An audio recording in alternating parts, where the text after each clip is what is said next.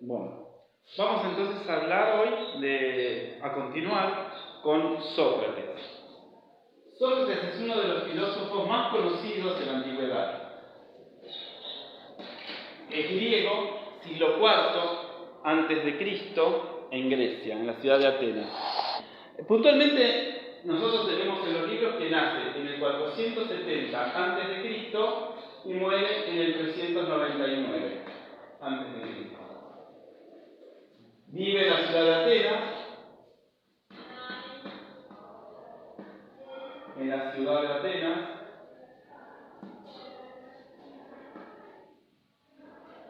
y es el primer filósofo que se lo va a conocer como tal. Ustedes vieron que yo nombré a los sabios, estos sabios que eran los primeros que iban a investigar, que iban a tratar de explicar la naturaleza de los fenómenos por medio de explicaciones racionales. Sócrates no era ni matemático, no era astrónomo, no era físico ni médico. Su oficio de origen, porque él lo hereda del padre, era ser escultor. O sea, el oficio de él es escultor.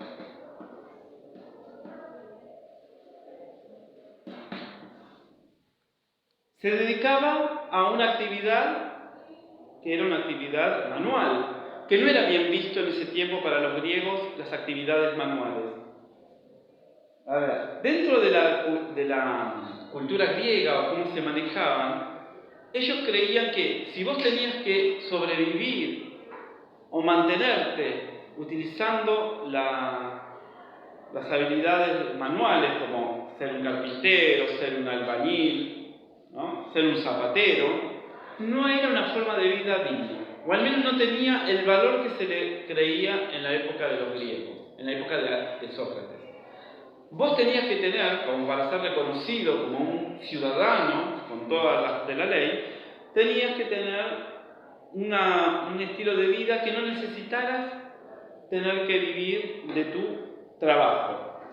Solamente trabajaban los que eran el campesino, lo que se llamaba vulgarmente, valga la redundancia, el vulgo, la gente que no tenía preparación, y aquellos que vivían, que eran de familias aristócratas o que tenían un buen pasar, esos eran considerados ciudadanos porque tenían el reconocimiento del Estado. Sócrates tiene una habilidad o tiene una profesión que es la de escultor, por lo tanto utiliza las manos, utiliza el trabajo manual para poder sobrevivir. ¿Qué pasa acá con Sócrates? Sócrates es considerado uno de los primeros filósofos. ¿Por qué? Porque en el momento donde él desarrolla toda su filosofía o todo su trabajo, es un momento de muchas convulsiones y muchos cambios en la ciudad de Atenas. La ciudad de Atenas se había convertido en uno de los lugares más importantes de la antigua Grecia. Ustedes piensen que los griegos venían los sabios de las colonias griegas, como habíamos visto en la clase anterior. Y Atenas, que era una gran ciudad, era una ciudad-estado, las polis, ¿se acuerdan? Lo vieron en construcción de la ciudadanía o en política de ciudadanía. ¿Qué es la polis? ¿Políticos o así? Polis. La polis era la ciudad-estado, era esa ciudad que se autoabastecía, que podía sustentarse, que tenía su propio ejército, tenía su propio gobierno. Esa era la polis. Entonces, tenemos a la ciudad de Atenas, que es una polis, que es esto de ciudad-estado.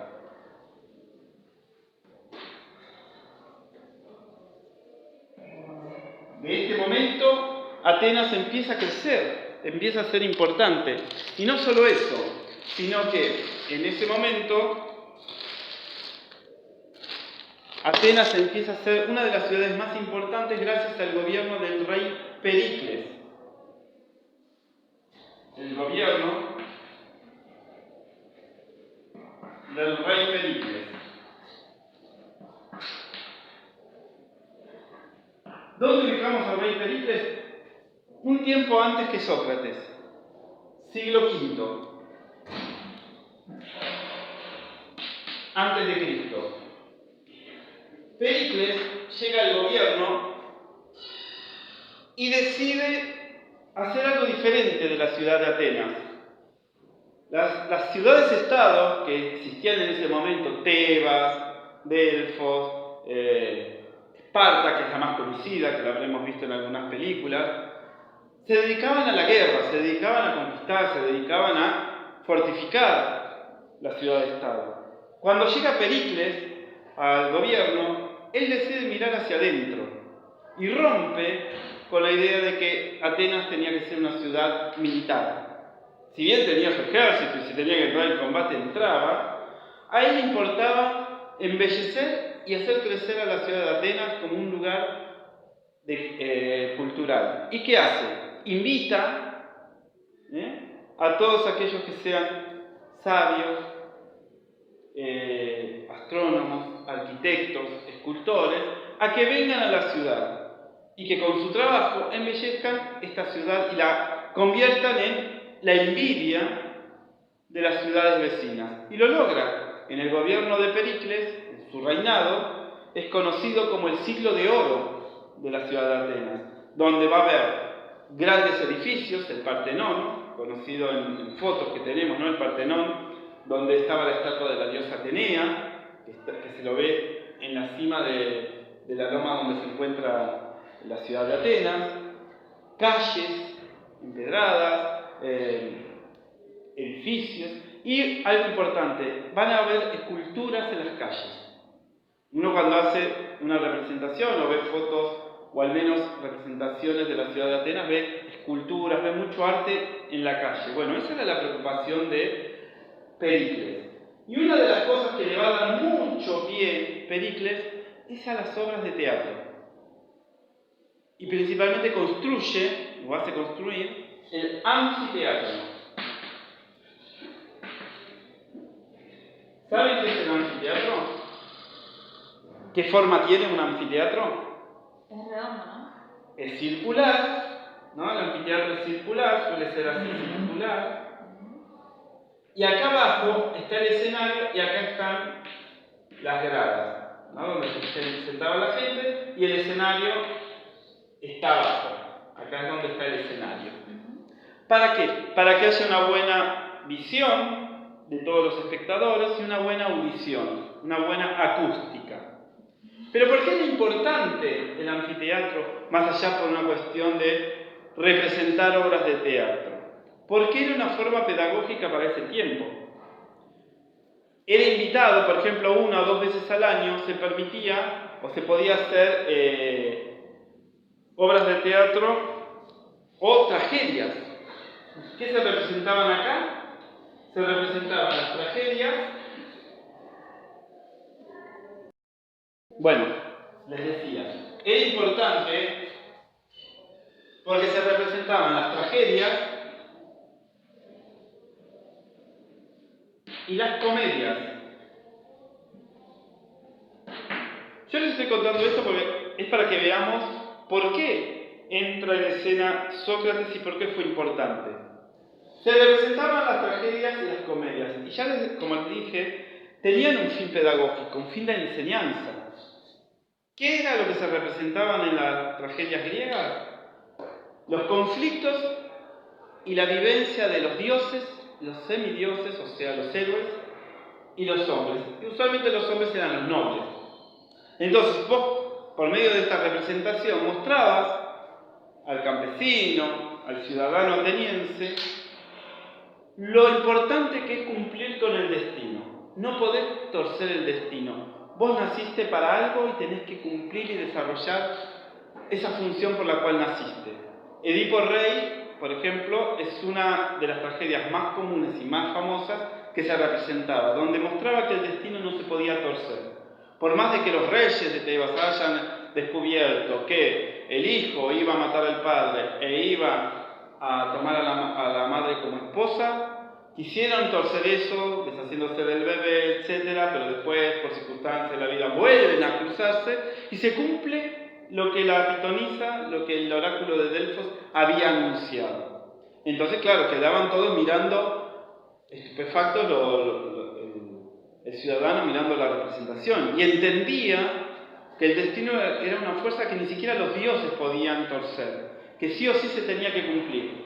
No importa lo que hagas, no importa cómo lo hagas, vos siempre ibas a terminar cumpliendo aquello que se había anunciado. Entonces, dentro de toda esta escena,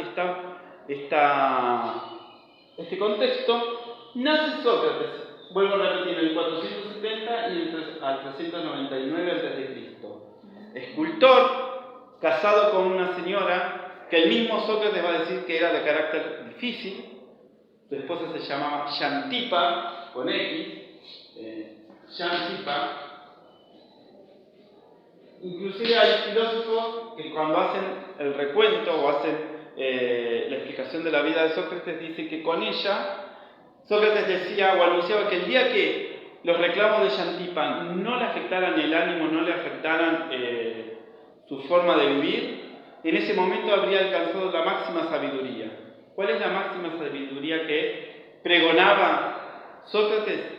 El gobernarse a sí mismo, ser capaz de que las emociones, los impulsos, no sean los que controlan mis decisiones, sea mi capacidad racional, mi capacidad de filosofar, esa sea la verdadera sabiduría. Por supuesto, muchas veces quedaba en un anhelo, en quiero que se cumpla esto, sea de esta manera, porque no siempre tenemos la paciencia perpetua de poder soportar el reclamo de alguien.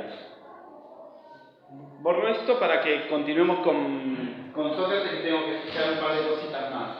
Sócrates es un filósofo que se dedica a filosofar en las calles.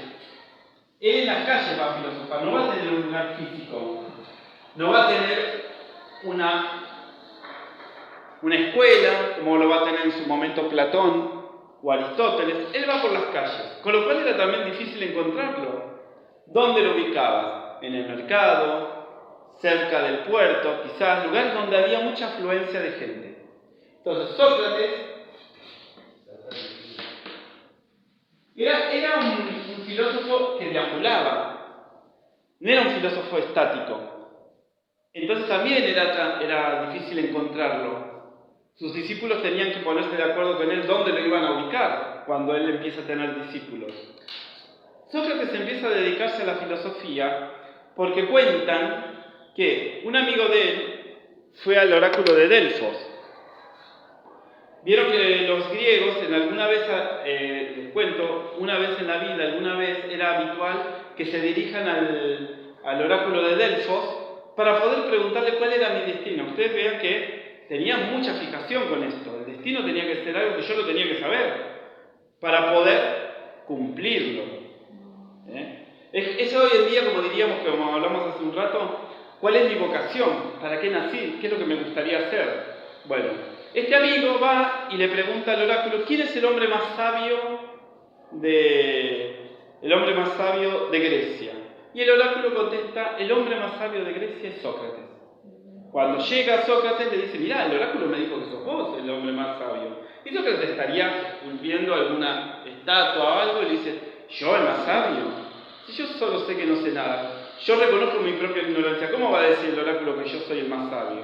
Y entonces ahí cuentan un poco la historia y nos cuenta Platón que Sócrates empieza a hacer este camino. Dice, bueno, a ver, yo la única certeza que tengo es que mi propia ignorancia. Por eso, una de las grandes frases que va a decir Sócrates, que va a ser conocida en todos los libros de filosofía, va a ser, solo sé que no sé nada. ¿Lo escucharon alguna vez? ¿No? Esta va a ser la primera afirmación de Sócrates. Solo sé que no sé nada. Reconozco mi propia ignorancia. Reconozco que todos aquellos que vienen, que se llaman o se hacen llamar sabios, vienen diciendo yo sé hacer esto, yo lo sé explicar, yo lo sé interpretar. Lo sabe todos, exactamente. El astrónomo dice, yo sé interpretar el movimiento de las estrellas. El matemático, yo sé trabajar con los números.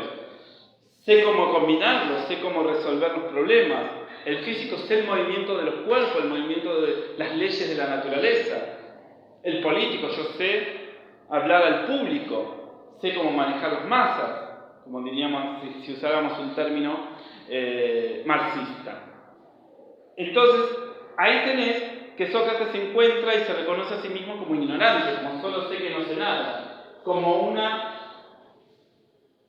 afirmación que lo lleva a filosofar. Él abandona su trabajo de escultor y él cree que la forma más práctica para poder alcanzar ese conocimiento que él no tiene, o él cree no tener, que es por medio de la pregunta.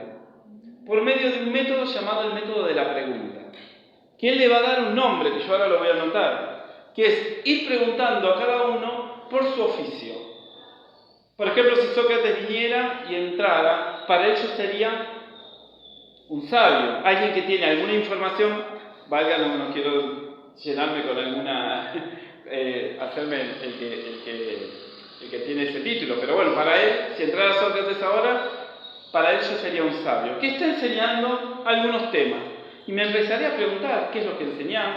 ¿Por qué lo enseñás? ¿Vos creés lo que enseñás? ¿Realmente eso que enseñás es así? ¿O tenés información de que sea de otra manera? Y te empieza a interpelar, te empieza a generar dudas. Vieron que uno de los momentos el origen de la filosofía es la duda, después de el asombro. Bueno, acá me empezaría a meter dudas por todos lados.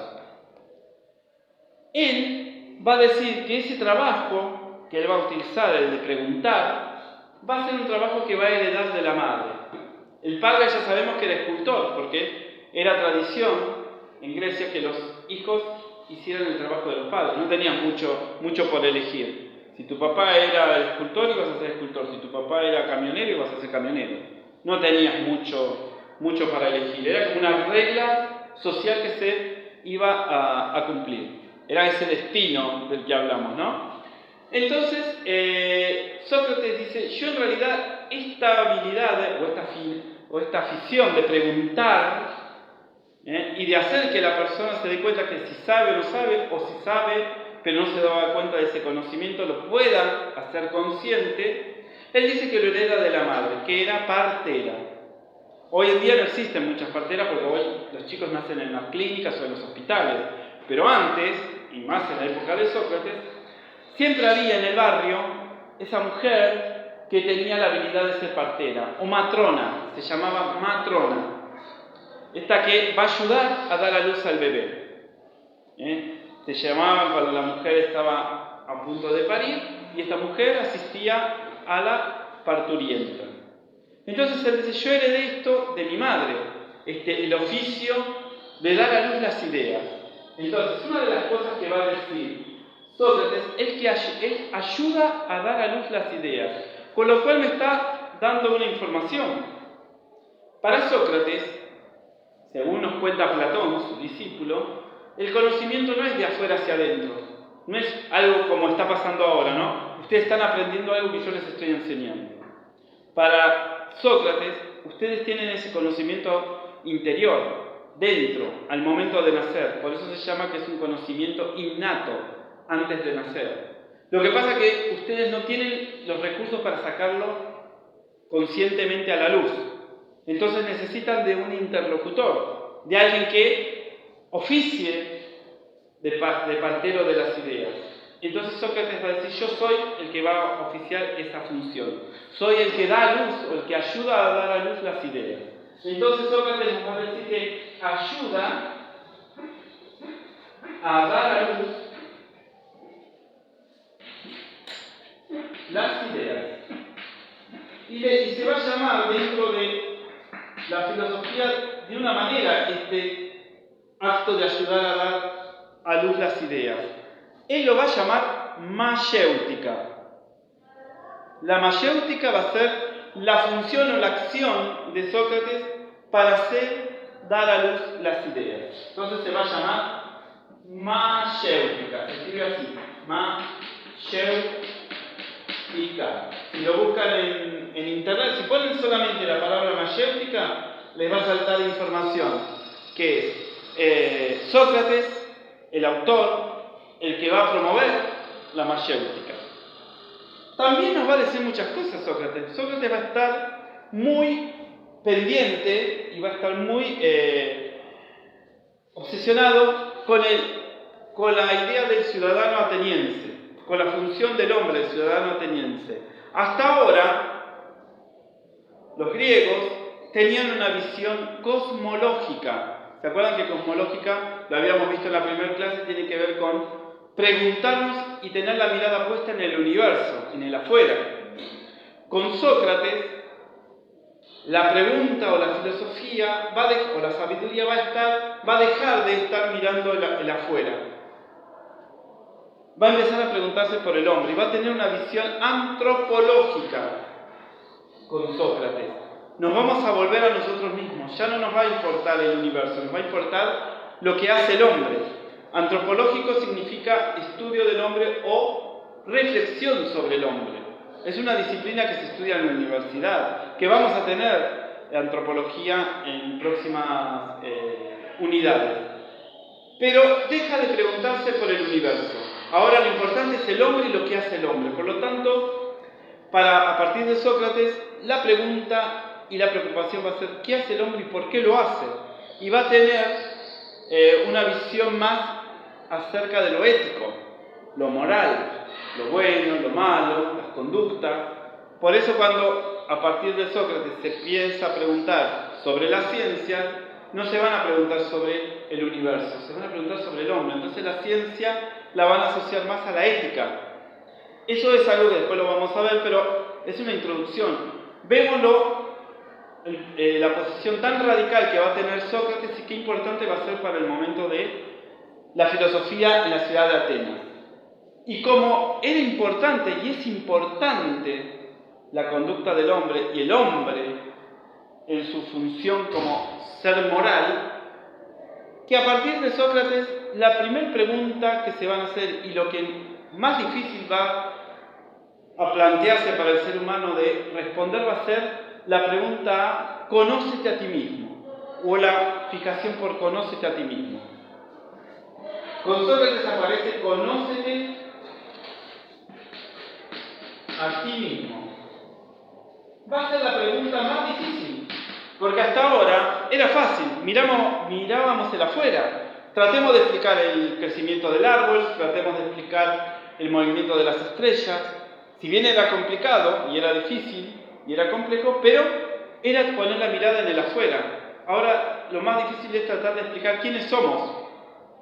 Conócete a ti mismo con todo lo que implica conócete a ti mismo. Lo bueno, lo malo, aquello que está en nuestro inconsciente, aquello que hacemos muchas veces de manera automática, preguntarnos por qué lo hacemos, tratar de modificar esas conductas que quizás no me agradan mucho y que lastiman al otro. Volvemos a las situaciones límites, volvemos a la angustia.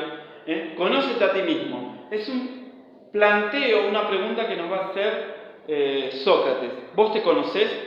¿Vos sabés si realmente cómo te comportás y lo que contestás es producto de tu propio conocimiento, de tu propio autoconocimiento? Parece un libro de autoayuda, ¿no? Pero bueno, esto es el primer problema que nos va a poner Sócrates, y que después lo vamos a tratar de explicar con Platón. Conócete a ti mismo. Y con el conócete a ti mismo viene otro problema, que es el gobernarse a sí mismo. Que es la otra parte del pensamiento de Sócrates. Gobernarse a sí mismo.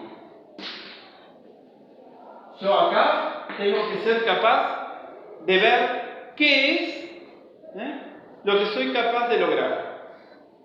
Más aún, en las cuestiones que tenían que ver con la política, que lo desarrollan mucho los griegos, tenían una frase o una máxima digamos que es como una ley universal que todos deberían seguir, que era, para gobernar a otros hay que gobernarse a sí mismo. Primero gobiérnate a ti mismo, y cuando logres gobernarte a ti mismo vas a poder gobernar a otros.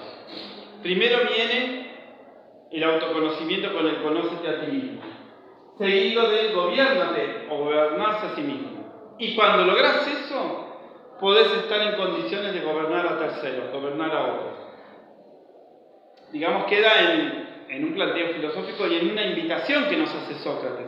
No siempre lo vamos a conseguir, no siempre vamos a poder gobernarnos. ¿Cuántas veces en el día nos enojamos, decimos lo que no queremos decir? Significa que no nos estamos gobernando. Por eso dice en un momento Sócrates, o los filósofos dicen de Sócrates, Sócrates va a plantear que llegará a su máxima, o llegará a su máximo saber o su máxima sabiduría el día que los reclamos de su esposa, Xantipa, no lo alteren, no lo hagan ni mu ni ma. Entonces en ese momento va a alcanzar el máximo logro del ser humano, que es gobernarse a sí mismo. En realidad uno pensaría que si pasa por la casa, la esposa le está haciendo algún reclamo y él la ignora, la esposa le va a dar con algo, mínimo. No lo va a tomar muy bien la esposa que el Señor pase por delante de ella le haga el reclamo y él como si nada, porque se gobierna a sí mismo. Dentro de gobernarse a sí mismo uno tiene que estar en convivencia con el prójimo, con otro. Bueno, esto es como una introducción para Sócrates. La clase que viene vamos a continuar con Sócrates y vamos a empezar a hablar de Platón. Así que esto lo anotamos y esto va a quedar como una introducción para la clase que viene.